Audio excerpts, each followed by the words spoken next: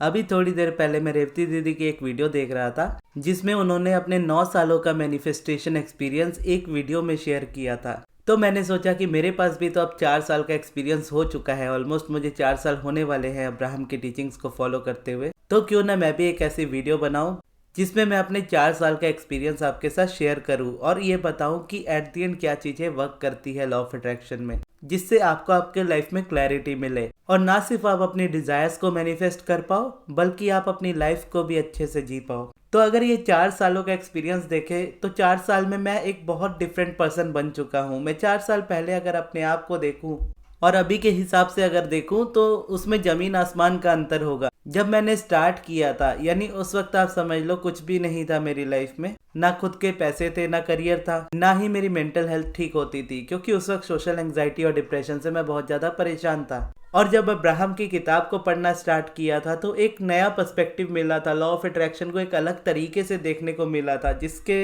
हिसाब से आप देखो तो यानी इससे पहले मैंने कभी भी लॉ ऑफ अट्रैक्शन को ऐसे नहीं सुना था। जहाँ पे कहा जाता था कि टेक्निक्स करो, अब्राहम कहती थी टेक्निक्स मत करो। जहाँ पे कहता था यानी लोग कहते थे कि दूसरों को माफ करो, जिन्होंने आपके साथ गलत किया उनको जाने दो, उनको माफ करो। और वहीं अब्राहम कहती थी किसी को माफ मत करो अगर तुम नहीं करना चाहते हो, उल्टा तुमको 4 गालियां देनी है तो 8 दे दो, लेकिन अपने आप को परेशान मत करो। तो उस समय ऐसी स्टार्टिंग हुई थी कि मैं बहुत फ्रस्ट्रेशन में था, बहुत ज्यादा नेगेटिविटी में था, गुस्सा भी मेरे अंदर बहुत था। और साथ ही साथ जो मैनिफेस्टेशन को लेकर के होता है ना कि जैसे बहुत लोग कहेंगे कि आप ये मैनिफेस्ट मत करो, वो मैनिफेस्ट मत करो, ये चीज अच्छी नहीं है, ये करना सही नहीं है, वो करना गलत है, ये करने से ये हो जाएगा, वो करने से वो हो जाएगा। इस जगह पे अब्राहम ने कहा आपको जो मैनिफेस्ट करना है आप करो, हम बस वो टीचर है जो आपको सिखाएंगे कि आप जो मैनिफेस्ट करना चाहते हो आप कैसे मैनिफेस्ट कर सकते हो। हम आपको कभी भी ये नहीं बोलेंगे कि क्या सही है क्या गलत है, वो आप खुद डिसाइड करो। और साथ ही साथ उन्होंने ये भी कहा कि सही और गलत कुछ नहीं होता,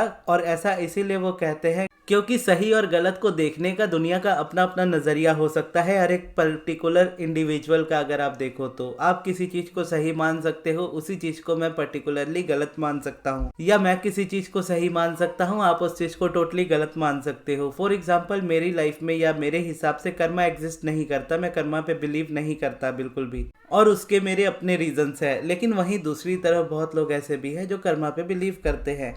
अब मोस्टली मेरा ऐसा मानना है कि जब आप कर्मा पे बिलीव करते हो तो मोस्टली आप अपने कर्मों से हमेशा डरते हो, और जब आप डरते हो तो कोई भी इंसान आपका फायदा उठा सकता है, आपसे जितने चाहे उतने पैसे ले सकता है आपके डर के नाम पे। वहीं दूसरी तरफ मैं क्या मानता हूँ, मैं जगन्नाथ जी से बहुत ज्यादा कनेक्टेड हूँ, मैं उनको बहुत ज्यादा मानता हूँ, तो मेरा हिसाब उन्हीं के साथ होता है। मैं बोलूंगा कि आप भगवान हो, आपने मेरा कर्मा देखना है तो आप देखो, मैं यहाँ पे बिलीव नहीं करने वाला कर्मा पे, क्योंकि मेरी पूरी लाइफ ही आपके साथ है, मैं आपके थ्रू ही चलता हूँ, और जो कुछ भी ऊपर नीचे होगा वो आप अपने आप देख लोगे, मुझे पता है। तो ये बिलीफ है मेरा उनको लेकर के। तो ये भी कह सकते हो कि मैं इसीलिए भी बिलीव नहीं करता, लेकिन ये भी टाइम के साथ साथ बिलीव बना है। लेकिन जब मैंने स्टार्टिंग की थी तो स्टार्टिंग के टाइम पे मेरे लिए बस इतना था कि सारी चीजें मुझे झूठ लग चुकी थी, सब कुछ मैं ट्राई कर चुका था, लॉ ऑफ अट्रैक्शन की सारी टेक्निक्स मैं कर चुका था, उसके अलावा एस्ट्रोलॉजी वाली सारी चीजें मैं देख चुका था, न्यूमरोलॉजी वाली सारी चीजें मैं देख चुका था, टैरो रीडिंग वाली सारी चीजें मैं देख चुका था। अब मैं ये नहीं कह रहा कि इसमें कुछ झूठ है या इसमें बिल्कुल सच्चाई नहीं है, क्योंकि मैंने उन चीज़ों के बारे में ज़्यादा पढ़ा नहीं है, ज़्यादा जाना नहीं है, तो मुझे उतना एक्सपीरियंस भी नहीं है। बस इतना जानता हूँ कि वो चीज़ें मेरे लिए कभी भी वर्क नहीं की। उन जगहों पे इस तरीके से लगता था कि एक प्रॉब्लम है लाइफ में जिसका कोई सॉल्यूशन नहीं हो सकता। क्यों? क्योंकि आपकी किस्मत में ये लिखा है तो भुगतना पड़ेगा। कोई इंसान है आपके जीवन में जिसको आप पाना चाहते हो तो आप नहीं पा सकते। क्यों? क्योंकि ये चीज आपके कर्मा को बिगाड़ती है। आपको ये चीज नहीं मिल सकती अगर आपकी किस्मत में नहीं है। तो ये सारी चीजें मैं क्यों मानूं? तो वो चीज मेरे माइंड में थी। और मेडिटेशन मैं शुरू से करना चाहता था, यानी इवन जब अब्राहम मेरी लाइफ में नहीं आए थे तो उससे पहले भी जब मैं स्कूल में होता था तो मेडिटेशन हमारे स्कूल में 1 मिनट के लिए कराया जाता था रिसेस के बाद। और स्कूल से निकलने के बाद भी जब मैं बुक्स पढ़ना स्टार्ट किया था तो उस समय यानी 2016 की बात है, उस समय मैंने बुक्स पढ़ना स्टार्ट किया था। तो जब बुक फेयर लगता था हमारे अराउंड तो मैं वहाँ पे मेडिटेशंस की किताबें बहुत ढूंढता था। तो उस समय वहाँ पे यानी बुक फेयर में ही घूमते घूमते स्वामी विवेकानंद जी के जो बुक्स होती हैं उनके वाले स्टॉल पे मैं गया था और उनकी भी बहुत सारी बुक्स मैंने खरीदी थी, लेकिन स्टिल मेडिटेशन मेरी लाइफ में स्टार्ट नहीं हो पाया था। फिर एक संदीप माहेश्वरी सर की वीडियो होती थी साइलेंस करके, साउंड ऑफ साइलेंस, वो मेडिटेशन भी मैंने करने की कोशिश की थी, वो भी मेरी लाइफ में नहीं हुआ था। हालांकि मुझे इतना नहीं पता था कि मेडिटेशन के कितने ज़्यादा बेनिफिट्स हो सकते हैं लॉ ऑफ अट्रैक्शन के हिसाब से, लेकिन इतना मैं समझता था कि मेडिटेशन के बहुत बेनिफिट्स होते हैं। मेडिटेशन आपकी लाइफ को बहुत अच्छा बना सकता है, आपको काम और पीसफुल बना सकता है, आपको सक्सेसफुल बना सकता है। इतना मैं लॉ ऑफ अट्रैक्शन में आने से पहले भी जानता था, लेकिन जब अब्राहम को मैंने पढ़ना स्टार्ट किया तो जैसे अब्राहम यानी अब्राहम एक, अगर आप देखोगे तो अब्राहम एक ग्रुप ऑफ फैमिली है जो फिजिकल लाइफ में एग्जिस्ट नहीं करती। आप उनको नॉन फिजिकल फैमिली कह सकते हो। जैसे आप समझ लो आपकी सोल फैमिली होती है, और सिंपल भाषा में समझो तो जिन्होंने कभी भी धरती पे जन्म नहीं लिया, या जो लोग अपनी धरती पे जन्म को ले करके यानी धरती की लाइफ को जी करके छोड़ चुके हैं इस लाइफ को, और उसके बाद वो नॉन फिजिकल में है और उन्होंने दोबारा जन्म नहीं लिया, तो इसको आप बोल सकते हो इस तरीके से कि ये नॉन फिजिकल फैमिली है। तो उसी तरीके से जिस तरीके से हमारी पर्सनल फैमिली होती है, उसी तरीके से हमारी नॉन फिजिकल फैमिली होती है, जो कि सिंगुलर नहीं होती है, प्लूरल होती है। जैसे हम हमारी फैमिली में रहते हैं तो एक इंसान नहीं होता है, 4-5 लोग होते हैं। तो उसी तरीके से अब्राहम का कहा जाता है कि अब्राहम जो है वो ग्रुप ऑफ फैमिलीज है जो मल्टीपल कॉन्शियसनेस पे बातें करते हैं, यानी वो शब्दों में आकर के आपके कानों में नहीं फुसफुसाते, वो आपके थ्रू थॉट्स या वाइब्रेशन के थ्रू आपसे बात करते हैं।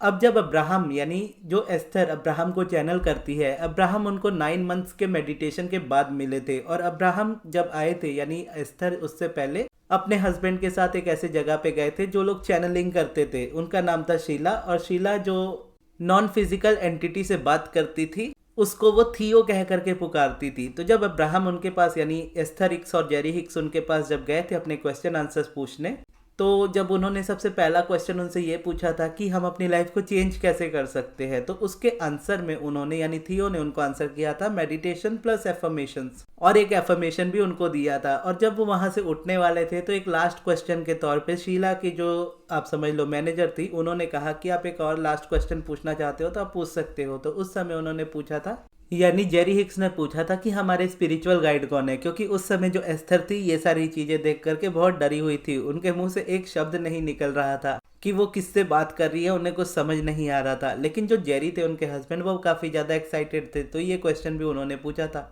कि हमारे स्पिरिचुअल गाइड कौन है, हमें कैसे पता चलेगा। तो उन्होंने कहा था कि आपको एक बहुत अच्छा एक्सपीरियंस होगा जिससे आपको खुद बताया जाएगा, यानी आप खुद जान जाओगे, ये चीज हम आपको नहीं बता सकते, आप अपने आप से समझोगे। और जब उन्होंने कहा था कि मेडिटेशन करो, तो मेडिटेशन का मतलब आप समझ लो कि उस समय एस्थर हिक्स अच्छे से नहीं समझती थी। एस्थर हिक्स को लगा मेडिटेशन का मतलब होता है कि संसार को छोड़ देना, दिन भर अपने एक टांग पे खड़े रहना और भिक्षा मांग करके अपना जीवन जीना। तो वो इस तरीके की लाइफ को मेडिटेशन समझती थी। तो फिर जब उन्होंने क्वेश्चन पूछा था उनसे कि मेडिटेशन क्या होता है, तो मेडिटेशन कैसे करते हैं, तो उन्होंने बस इतना आंसर दिया था सिंपली कि वेयर कंफर्टेबल क्लोथिंग, यानी कंफर्टेबल क्लोथ्स पहनो, एक शांत कमरे में जाओ जहाँ पे कोई आपको डिस्टर्ब ना करे, और आप अपनी आंखों को बंद करो और उसके बाद अपनी ब्रीदिंग पे फोकस करो। और जब आप अपनी ब्रीदिंग पे फोकस करोगे तो आपका ध्यान आपके थॉट्स की तरफ जाएगा। तो जब आप देखो कि आपका ध्यान आपके थॉट्स की तरफ जा रहा है तो आपको लड़ना नहीं है, बस अपने ध्यान को थॉट से हटा करके ब्रीदिंग पे ले आना है। और बार बार आपका ध्यान आपके थॉट्स की तरफ जाएगा, आपको बार बार उसे वापस ले आना है, और ये आपको डेली बेसिस पे 15 मिनट तक करना है। और जब जेरी और एस्थर अपने घर आ गए और उसके बाद दोनों ने एक साथ मेडिटेट करना स्टार्ट किया। स्टार्टिंग में क्या होता था कि जब वो मेडिटेट करते थे तो उनका सर हिलने लगता था या हेड रोल होता था, बॉडी में गूस बम्स आते थे, या फिर उनके पैर उनको फील नहीं होते थे, या उनके हाथ उनको फील नहीं होते थे, चक्कर सा लगता था। लेकिन वो थियो के, आप समझ लो थियो के इंस्ट्रक्शंस को पूरी अच्छे से फॉलो करती थी, यानी ब्रीदिंग पे जैसे ध्यान हटता था, थॉट पे जाता था, वो वापस ब्रीदिंग पे ले आती थी। तो इस तरह से ऐसा होता था कि वो अब्राहम से, यानी अब्राहम उनसे कांटेक्ट तभी कर रहे होते थे और उस तक वो पहुंच नहीं पा रहे होते थे, यानी वो तो पहुंचते थे, अब्राहम उनको यानी एस्थर उनको रिसीव नहीं कर पा रही होती थी क्योंकि वो इंस्ट्रक्शंस उसके फॉलो करती थी। और जैसा मैंने कहा, हमारी जो नॉन फिजिकल फैमिली होती है वो हम पे थॉट्स के थ्रू वर्क करती है, यानी थॉट्स के थ्रू हमसे बातें करती है, ना कि आके शब्दों में बोलती है। तो इसकी वजह से क्या होता था, बॉडी शेक होती थी और भी बहुत सारी चीजें, हेड रोल होता था, मेडिटेट करने के जस्ट बाद इमीडिएट नींद आ जाती थी, तो कनेक्शन नहीं हो पाता था। और ये कनेक्शन देखोगे ना तो सिर्फ एस्थर के साथ नहीं है, दुनिया के हर एक इंसान के पास ये एबिलिटी होती है कि वो अपने इनर बीइंग के साथ कनेक्ट कर सकता है। और हम में से यानी हर एक कोई, आप जो वीडियो देख रहे हो, अगर आप बहुत ज़्यादा रेजिस्टेंस में हो तो भी, जैसे हमारे हिसाब से कहा जाता है ना कि पूरे दिन में 24 घंटे के अराउंड हमारे मुंह में एक टाइम सरस्वती बैठती है, तो जब वो टाइम में अगर हम कुछ बोलते हैं तो वो चीज़ सच हो जाती है। अगर सबकॉन्शियस के हिसाब से देखा जाए तो हम बोलते हैं कि हमारा माइंड अल्फा थीटा और गामा इस तरह की वेवलेंथ्स में हमेशा ऊपर नीचे होता रहता है। तो एक टाइम ऐसा आता है पूरे दिन में जहाँ पर हमारा माइंड नेचुरली अल्फा या थीटा स्टेट में होता है। अगर उस समय हम कुछ डिज़ायर करते हैं या कुछ मांगते हैं, कुछ अफर्म करते हैं, तो वो चीज़ हमें मिल जाती है। सेम अगर आप वाइब्रेशन अगर अब्राहम के हिसाब से देखो तो ये वही चीज़ है कि जब आप अपने पूरे दिन में जब भी शांत होता है या एक टाइम ऐसा होता है कि पूरे दिन में आप जाने अनजाने में ही अपने इनर बीइंग के साथ कनेक्ट करते हो, जो आपकी नॉन फिजिकल फैमिली है, जिसका नाम जानना आपको जरूरी नहीं है, लेकिन आप चाहो तो जान सकते हो। तो इस तरीके से फिर अब्राहम यानी एस्थर अपना मेडिटेशन कंटिन्यू करती रही और उसके बाद 9 मंथ्स बाद फिर अब्राहम उनके लाइफ में आए। तो फिर जब अब्राहम उनके लाइफ में आए तो उनकी अब्राहम के साथ पूरी लाइफ चेंज हो गई, यानी अब्राहम ने उनको सारी चीज़ें एक एक करके सिखा दी। और ये चीज़ें जब स्टोरी के तौर पे जब मैंने पढ़ी तो बहुत ज़्यादा फैसिनेटिंग लगी, बहुत ज़्यादा बिलीवेबल लगी, क्योंकि जिस तरीके की बातें अब्राहम के मुंह से निकल रही थी तो वो देखने में नहीं लग रहा था या सुनने में नहीं लग रहा था, बोलो पढ़ने में भी नहीं लग रहा था कि कोई फेक कर सकता है उन चीज़ों को। ये ask and it is given book की मैं बात कर रहा हूँ। जब मैंने उसको पढ़ा था तो जब वो बुक मैं पढ़ रहा था तो पूरी बुक पढ़ते पढ़ते ही मुझे गूज़बम्प्स बहुत ज़्यादा आते थे। और स्टार्टिंग में जब मैं मेडिटेट करता था तो स्टार्टिंग में मुझे डर लगता था, क्योंकि सर जब हिलने लगता था बहुत जोर जोर से, बॉडी जब शेक करती थी तो मैं इमीडिएटली अपनी आंखें खोल लेता था। तो उस समय मुझे भी अब्राहम के बारे में उतनी नॉलेज नहीं थी, यानी रिसेंटली मैंने पढ़ना स्टार्ट किया था, मुझे एग्जैक्टली नहीं पता था कि अब्राहम है कौन। अभी जैसे मैं आपको एक्सप्लेन कर पाया हूँ उस समय नहीं कर पाता था। तो जो भी है बस इतना मैं समझ गया था कि यही चीज़ मुझे फॉलो करनी है, क्योंकि इसके अलावा मैंने सारी चीज़ें फॉलो करके देख चुकी है और उसके अलावा मुझे मेडिटेशन करना ही था। इसमें मेडिटेशन की बात भी हो रही है और मेडिटेशन का यानी उस बुक में अगर आप देखोगे तो 300 पेज की अगर मान लीजिए बुक है तो पहला 150 पेज जो है उसमें सिर्फ कंटेंट है उनकी नॉलेज का, और बाकी के बचे जो पेजेस है उसमें 22 डिफरेंट प्रोसेसेस है, जिसे आप चाहो तो टेक्निक कह सकते हो। तो पहले वो 150 पन्नों में अपनी सारी चीज़ें बता देते हैं, सारी टीचिंग्स बता देते हैं, और उसके बाद क्या करते हैं, उसके बाद उन टीचिंग्स को फॉलो करने के लिए 22 अलग तरह के प्रोसेसेस देते हैं। क्योंकि हर एक इंसान एक दूसरे से डिफरेंट होता है, हर किसी को एक प्रोसेस हमेशा नहीं जमेगा, तो इसलिए अपने हिसाब से लोग चूज कर पाए, तो इसीलिए उन्होंने 22 अलग तरह के प्रोसेसेस दिए थे। और उन्होंने कहा था कि अगर आप बहुत ज़्यादा रेजिस्टेंस में हो तो आप पीछे से स्टार्ट करो, यानी 22 नंबर, 21 नंबर, 20 नंबर, ऐसे करते करते आप आगे आओ तो आपकी रेजिस्टेंस रिलीज होती जाएगी। अगर आप बहुत अच्छे वाइब्रेशन में हो तो आप स्टार्टिंग के नंबर्स वालों को चूज करो, 1 2 3 करके ऐसे।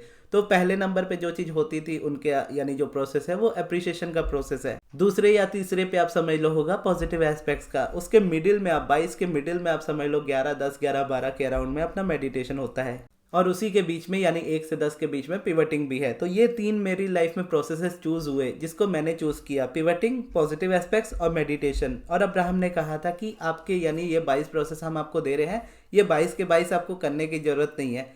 इसमें से आप प्रोसेसेस कर करके देखोगे, कुछ प्रोसेस ऐसे होंगे जो आप अपनी लाइफ टाइम करोगे, कुछ होंगे जो आप कभी कभार करोगे, कुछ होंगे जो कभी नहीं करोगे, जिसकी आपको जरूरत भी नहीं पड़ेगी। तो उस हिसाब से अगर आप देखो तो उसमें स्क्रिप्टिंग वाला प्रोसेस भी था जो कभी कभार मैं कर लेता हूं अगर मुझे नीड होती है तो, या अप्रिशिएशन का प्रोसेस है जो अभी मैंने बोला कि अभी मैं रिसेंटली अपनी लाइफ में फॉलो कर रहा हूँ, लेकिन उसे भी मैं बहुत अच्छे से यानी बहुत प्रैक्टिस के तौर पर नहीं फॉलो करता हूँ, उसे मैं अपनी डे टू डे बेसिस पे ऐड करता हूँ। उसके अलावा जो प्रोसेस है मेडिटेशन, पॉजिटिव एस्पेक्ट्स और अपना पिवटिंग। लेकिन स्टार्टिंग जब हुई थी मेरी तो वो सिर्फ और सिर्फ मेडिटेशन से हुई थी। मेडिटेशन मैंने करना स्टार्ट किया, मेरे पास अब्राहम की टीचिंग्स थी, और जैसा अब्राहम ने कहा था अपनी रेजिस्टेंस के हिसाब से आप देख लो, तो मुझे सबसे परफेक्ट लगा था मेडिटेशन, जहाँ पे कुछ भी पॉजिटिव सोचने की जरूरत नहीं है, जैसी लाइफ है वैसी रहने दो और उसके बाद बस मेडिटेशन करो। और मेडिटेशन करते करते क्या होगा कि धीरे धीरे आपका गुस्सा निकलना स्टार्ट होगा। मतलब गुस्से वाली बात तो अब्राहम ने नहीं बताई थी, बस उन्होंने ये कहा था कि धीरे धीरे आपकी रेजिस्टेंस रिलीज होती चली जाएगी। तो जब मेडिटेशन करना स्टार्ट किया, मेडिटेशन करते ही मेरा जो गुस्सा था वो 10 गुना बढ़ गया। अब मुझे लगने लगा कि मैं मेडिटेशन गलत कर रहा हूँ क्या, या मुझसे मेडिटेशन नहीं हो रहा है क्या। तो जो भी क्वेश्चंस माइंड में आते हैं, बहुत सारे अजीब अजीब से क्वेश्चंस आने लगे, और उस समय लगने लगा कि इतनी फ्रस्ट्रेशन हो रही है तो छोड़ ही देता हूँ। और उस समय फिर रेवती दीदी की ही एक वीडियो मुझे दिखी थी, समुद्र मंथन वाली। तो उन्होंने उस वीडियो में एग्जाम्पल देते हुए कहा था कि जिस तरीके से समुद्र मंथन हुआ था देवताओं और दानवों के बीच में, तो उन्हें चाहिए था अमृत। तो अमृत को पाने के लिए उन्होंने क्या किया था, समुद्र मंथन किया था। लेकिन जब समुद्र मंथन की स्टार्ट हुई थी, यानी जब समुद्र मंथन की स्टार्टिंग हुई थी, तो स्टार्टिंग में अमृत नहीं निकला था। सबसे पहले क्या निकला था, सबसे पहले निकला था विष। और जब विष निकला था तो देवता और दानव दोनों ही उसे नहीं संभाल पा रहे थे और भागने लगे थे। तो फिर उस चीज को क्या किया गया था, उस विष को शिवजी को दिया गया था और शिवजी ने उनको पी लिया था। यानी शिवजी ने जब उस जहर को पी लिया था तो उसके बाद क्या हुआ था, शिवजी का गला नीला हो गया था, जिसको हम तब से कहते हैं नीलकंठ।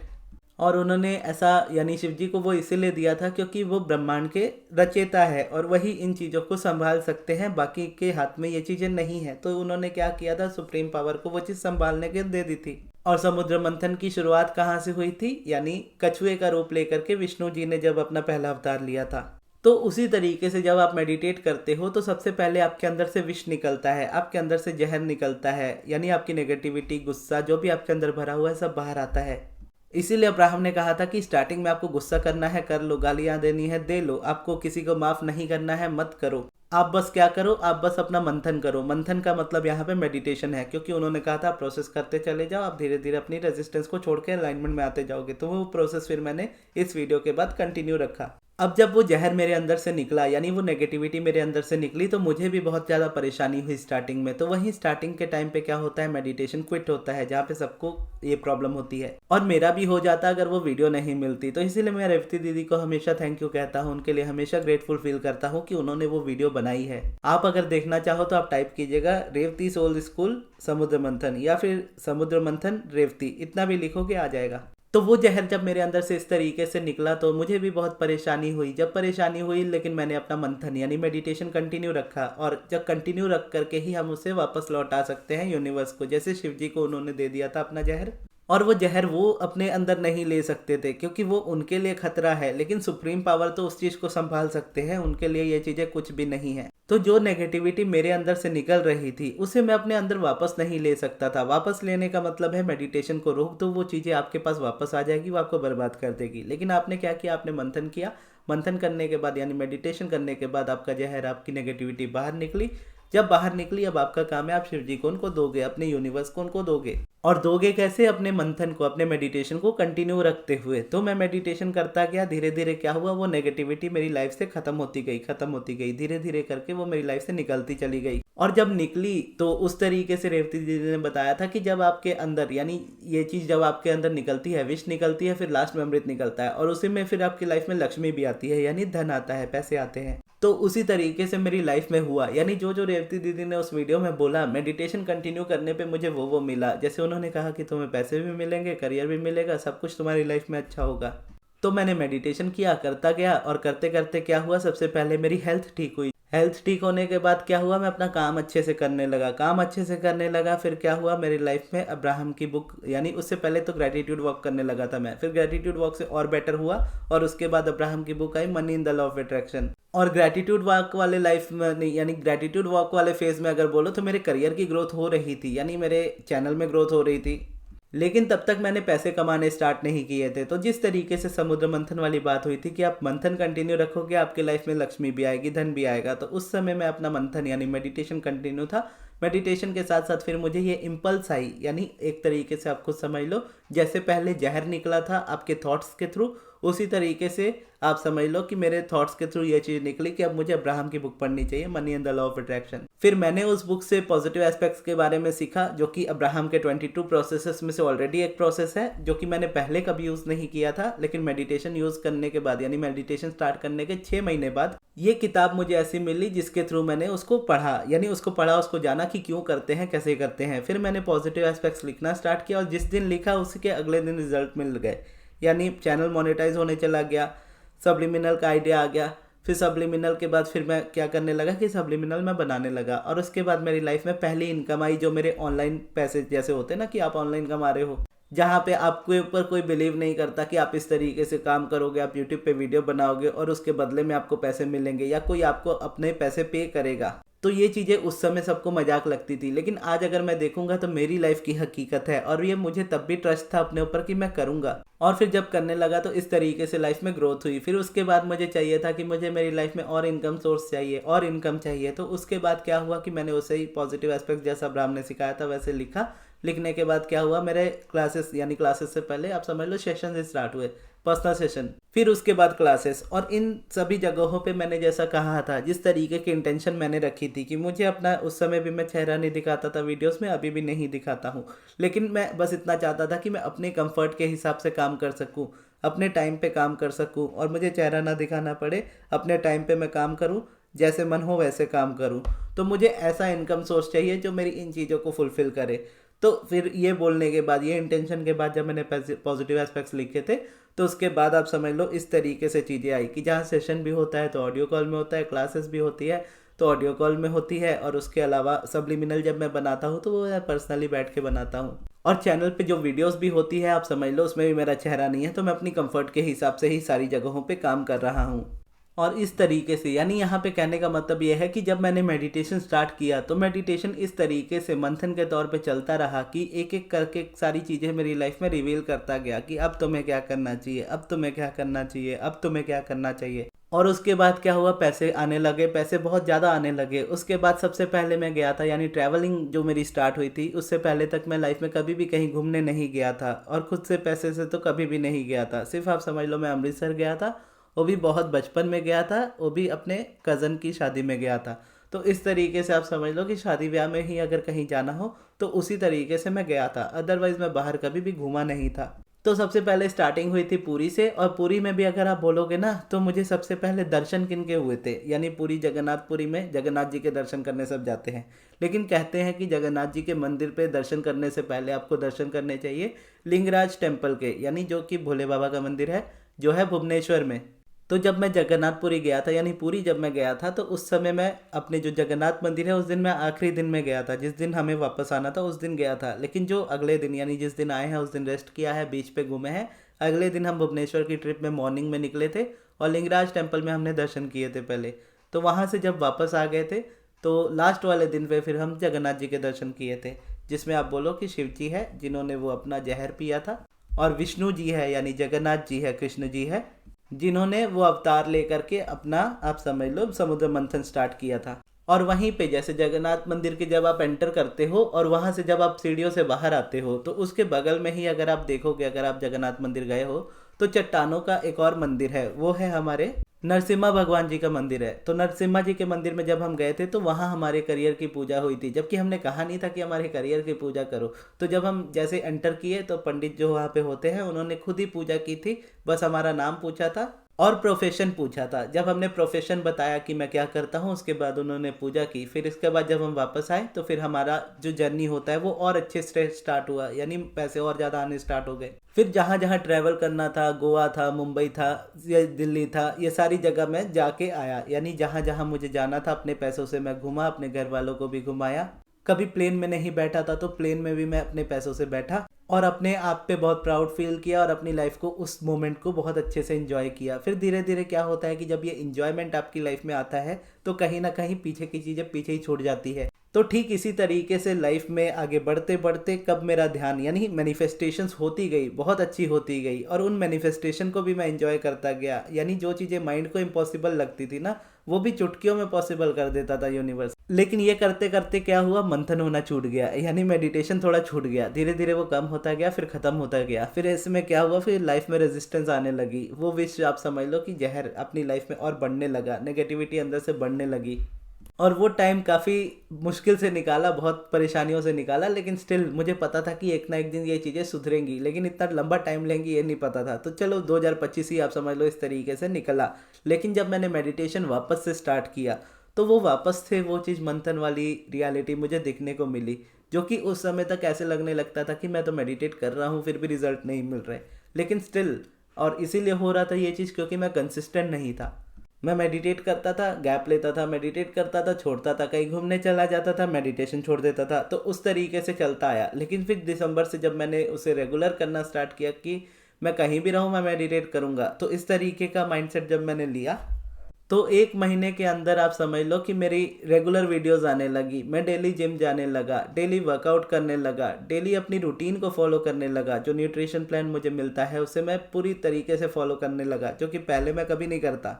चाहे जितनी भी ठंड का मौसम हो, यानी दिसंबर से ही ये चीज़ें स्टार्ट हुई है, तो दिसंबर में बहुत ज़्यादा ठंड होती है, तो उस समय भी मैं मॉर्निंग में जिम गया अपने, और अभी तक कंटिन्यू हूँ उसके साथ रेगुलर वीडियोस। उसके बाद अगर आप देखोगे तो वीडियोस में भी मेरा अच्छा फ्लो, वीडियोस में मेरा कंटेंट बनाने का तरीका वापस आया, जो जैसा मैं पसंद करता हूँ वैसा। उसके साथ साथ वापस से इनकम में ग्रोथ होना स्टार्ट हुआ, और वापस से जो मैंने सोचा भी नहीं था, यानी क्लासेस लेना आप समझ लो हफ्ते 2 हफ्ते तक पहले, यानी आज मैंने अनाउंसमेंट वीडियो कल डाली है, तो कल से आप समझ लो 2 हफ्ते पहले तक भी मेरा माइंड इस चीज़ को लेकर के ना था, यानी डिसएग्री था कि मैं क्लासेस नहीं लूँगा। लेकिन जैसा कहते हैं ना कि जब आपकी रेजिस्टेंस रिलीज होती है तो आपको एक्शन लेना नहीं पड़ता, एक्शन आपको लेता है। जिसका मतलब ये है कि आप चाहो ना चाहो आप एक्शन लोगे अगर आप अलाइनमेंट में आ जाओगे तो अगर आप समझ लो कि वो 2 हफ्ते के बीच में ही मेरी रेजिस्टेंस भी रिलीज हुई होगी, और उसी समय मैंने ये डिसाइड भी किया, और डिसाइड जब किया उसके बाद मैं जगन्नाथ मंदिर गया। यानी जगन्नाथ मंदिर आप समझ लो एक थॉट होगा कि हाँ मुझे क्लासेस लेनी है, लेकिन डिसीजन जो आप बोलोगे जगन्नाथ मंदिर में, यानी पिछले संडे, ये वीडियो आपको संडे को ही मिलेगी, तो उसके पिछले संडे में मैं जगन्नाथ मंदिर ही गया था, जो मेरे घर के पास वाला मंदिर है। और वो मंदिर जब मैं गया तो वहाँ से जब मैं दर्शन करके आया, अपना पूजा करके आया बाहर, तो उसी दिन मैंने ये डिसाइड कर लिया कि मैं क्लासेस लूँगा, और पूरा श्योरली डिसाइड कर लिया। तो यहाँ भी अगर आप देखो तो वो जगन्नाथ जी का आशीर्वाद यहाँ पे भी मिलता है। तो फिर उसके बाद आकर के डिसाइड किया, उसके बाद अमृत से बात की, फिर उसके बाद अनाउंसमेंट वीडियो बनाने में थोड़ा टाइम लिया, फिर उसको बनाया और उसके बाद उसको अनाउंस किया कि अब क्लासेस स्टार्ट हो रही है। तो अब इस तरीके से अगर आप देखो तो मेरे लाइफ का एक ही चीज़ जो मुझे सीखने को मिलता है, वो इकलौती चीज़ ये है कि सिर्फ मेडिटेशन करते रहो। मेडिटेशन आपके लिए क्या होगा, मेडिटेशन आपका पूरा रास्ता बनेगा, एक रोड मैप बनेगा, एक गूगल मैप की तरह बनेगा, जो आपको हर पल आप कहीं भी किसी भी डायरेक्शन में मूव कर रहे हो, आपको जहाँ जाना है उस जगह का रास्ता आपको वहीं से दिखा देगा। यानी गूगल मैप ऐसा नहीं होता ना कि आपको ये बोलेगा कि आप अपने घर से निकले हो, आपको कहीं दूसरी जगह जाना है, आप कहीं रॉन्ग साइड मुड़ गए, तो अब क्या करेगा गूगल जो मैप है वो आपको वहीं से उसकी दिशा दिखाना स्टार्ट कर देगा कि यहाँ से राइट घूम के अगली से निकल लो, वहाँ से सीधा जाओगे वही मिल जाएगा। तो मैप इस तरीके से करता है, लेकिन एक ह्यूमन बीइंग किस तरीके से करता है कि जब आप निकले हो आगे और आप समझ रहे हो कि आप एक गलत रास्ते पे हो, जहाँ पर आपकी चीज़ें आपके हिसाब से नहीं बन रही है, तो आपका माइंड क्या बोलेगा कि मैंने फिर गलती कर दी, मुझे ये चीज़ नहीं करनी चाहिए थी, मुझे ऐसा नहीं करना चाहिए था, मुझे वैसा नहीं करना चाहिए था, मैंने ये क्यों किया। तो ये चीज़ होती है जब आप मेडिटेट नहीं करते। लेकिन जब आप मेडिटेट करते हो तो आप मेडिटेशन करते करते आपको यूनिवर्स खुद बताता जाएगा कि नेक्स्ट अब आप मेडिटेशन की जगह अब आप ग्रेटिट्यूड वर्क करो, अब आप मेडिटेशन के साथ एफर्मेशन करो, अब आप मेडिटेशन के साथ पॉजिटिव एस्पेक्ट्स लिखो। और कभी कभार जैसे बोलते हैं ना, अब्राहम वाला बोला मैंने, कभी कभार कोई प्रोसेस होंगे जो आप करोगे, जैसे स्क्रिप्टिंग था, तो उस तरीके से मेरे माइंड में कभी आता था कि आज मैं ये प्रोसेस करूँ। तो एंड के टाइम पे ऐसा भी हुआ था कि जब मेरे अंदर थोड़ी बहुत नेगेटिविटी बची हुई थी, तो उसको मैंने होपोनोपोनो प्रेयर से रिलीज़ किया था। क्यों? क्योंकि वो भी इम्पल्स मुझे खुद से आई थी। और जब वो इम्पल्स आपके अंदर आती है, तब आप जब एक्ट करते हो, जो कि आप नेचुरली करते हो, तो उस समय क्या होता है कि रिजल्ट आपको 100% मिलते हैं। तो मुझे भी इसी तरीके से मिलते गए एक एक करके, कि एट द एंड यही बात बनी कि मेडिटेशन करते रहो। मेडिटेशन आपको खुद रास्ते में बताएगा कि आपको नेक्स्ट क्या करना है अपने डिज़ायर को मैनिफेस्ट करने के लिए। तो इसीलिए अगर मैं बोलूँ कि मेरे 4 साल का एक्सपीरियंस क्या है, कि 4 साल में मैंने क्या सीखा मैनिफेस्टेशन से या लॉ ऑफ अट्रैक्शन से, या क्या करना चाहिए जिससे मैनिफेस्ट हो, तो वही इकलौती चीज़ मैं बोलूँगा मेडिटेशन है। ना मैं उसे पिवटिंग बोलूँगा, ना मैं उसे आप पॉजिटिव एस्पेक्ट्स बोलूँगा, ना मैं उसे एफर्मेशन या रोबोटिक एफर्मेशन बोलूँगा, कुछ भी नहीं बोलूँगा सिवाय मेडिटेशन के। क्योंकि मैंने वैसे टाइम से स्टार्ट किया था जहाँ मैं कुछ नहीं कर सकता था, इवन मेडिटेशन भी नहीं कर सकता था। और मेडिटेशन करना भी कैसे स्टार्ट किया था, दवाइयों से स्टार्ट किया था। दवाइयाँ इन द मतलब आपको भी दवाइयाँ लेने की आपको ज़रूरत नहीं है। उस समय मेरा, जैसा मैंने आपको बोला कि मैं डिप्रेशन में था, एंग्जाइटी में था, तो उस समय क्या हुआ था कि जब अब्राहम की बुक पढ़ते पढ़ते मैंने थोड़ा स्टार्ट किया था, तो उस समय मैं एग्री हो गया था डॉक्टर के पास जाने के लिए। तो डॉक्टर ने जो 21 डेज की दवाई मुझे दी थी, तो स्टार्टिंग में क्या होता था, आंखें बंद करने में डर लगता था। डिप्रेशन इतना ज़्यादा था कि आंखें बंद करके मैं अपने को छत से कूदता हुआ देखता था। तो ऐसे में क्या था कि वो चीज़ इमेजिनेशन के हिसाब से या सबकॉन्शियस के हिसाब से मैं समझता था कि ये चीज़ सही नहीं है। तो इसीलिए मैं डॉक्टर के पास जाने के लिए एग्री हुआ था। तो उन्होंने, आप समझ लो, 21 डेज की मेडिसिन दी थी। और वो मेडिसिन लेते लेते आप समझ लो मैंने 14 दिनों यानी 2 हफ्ते के अंदर फिर मैंने मेडिटेशन करना स्टार्ट कर दिया था। क्यों? क्योंकि उस समय मुझे पहले नींद नहीं आती थी, तो दवाइयों से थोड़ी नींद आने लगी थी और माइंड थोड़ा सा रिलैक्स होने लगा था। तो जब वो हुआ तो मैंने मेडिटेशन इमीडिएटली स्टार्ट कर दिया। उसके बाद डॉक्टर ने मुझे बुलाया था, लेकिन वो दिन है, आज का दिन है, मैं कभी डॉक्टर के पास गया नहीं हूँ अपने लिए। और ना ही वो 21 डेज की मेडिसिन खत्म होने के बाद मैंने कोई मेडिसिन ली है डिप्रेशन की, क्योंकि उसी समय वो चीज़ निकल गई, मेडिटेशन ने मुझे उसमें से निकाल दिया और लाइफ 2 बार बनाई। यानी जब लाइफ में कुछ नहीं था तब सब कुछ ला करके दिया, और जब मैंने सब कुछ खुद छोड़ना स्टार्ट किया अपनी रेजिस्टेंस से और सब चीज़ें अपनी लाइफ में कम होनी स्टार्ट हुई, तो वापस जब मेडिटेट करना स्टार्ट किया तो वापस से यूनिवर्स ने वही रिजल्ट दिए। और जैसा अब्राहम कहती है कि अब यूनिवर्स के जो टीचिंग्स है या यूनिवर्स के जो लॉ है वो कंसिस्टेंट है, यानी दुनिया का कोई भी इंसान, अमीर गरीब किसी भी तरह का कहीं का भी हो, अगर वो लॉ उसको फॉलो करता है, यानी जिस तरीके से फॉलो करना चाहिए उस तरीके से वो फॉलो करता है, तो उसको 100% रिजल्ट मिलेंगे। तो इसीलिए आप समझ लो, जैसा मैंने वीडियो में भी बताया कि क्लासेस अभी स्टार्ट हो चुकी है, यानी 10 तारीख से क्लासेस है फरवरी में। अगर आप मेडिटेशन कर रहे हो और करते हो तो आप कंटिन्यू रख सकते हो, तो आप ज़रूर कीजिए। लेकिन अगर आपको ऐसा होता है कि आप मेडिटेशन आपके साथ छूट जाता है या मेडिटेशन आप नहीं कर पाते हो किसी भी रीज़न से, तो आप ये क्लासेस मेरी ज्वाइन कर सकते हो। तो क्लासेस ज्वाइन करना अगर आप चाहते हो तो ये वीडियो पहले देखिएगा, फिर आप उसके बाद ज्वाइन कीजिएगा। तो ये थी हमारी आज की वीडियो। आपको ये वीडियो कैसी लगी कमेंट्स में ज़रूर बताइएगा, और इस वीडियो को यहाँ तक देखने के लिए बहुत बहुत धन्यवाद।